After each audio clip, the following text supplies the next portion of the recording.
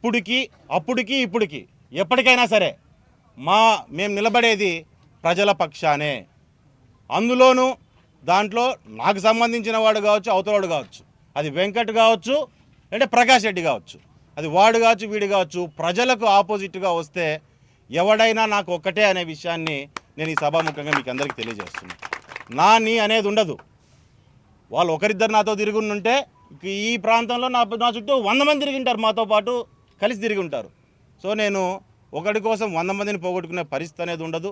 ముఖ్యంగా ఈ నియోజకవర్గ బాధితులుగా ఉన్నాం కాబట్టి ఖచ్చితంగా ఈ నియోజకవర్గంలో ప్రజలకు ఎటువంటి అన్యాయం జరుగుతుందన్నా ఖచ్చితంగా నిలబడడానికి మేము సిద్ధంగా ఉంటాము, సిద్ధంగా ఉన్నాము అనే విషయాన్ని కూడా దయచేసి మీకు అందరికీ తెలియజేస్తున్నాను అని చెప్పి పాపంపేట ప్రజలందరికీ కూడా నేను తెలియజేయడం జరుగుతుంది. పాపంపేటలో దయచేసి ప్రజలు మరీ నేను చెప్తున్నా ఈ మాటను, పాపంపేటలో ఏ ఇంటిని ఎవడు ముట్టుకోవడానికి లేదు.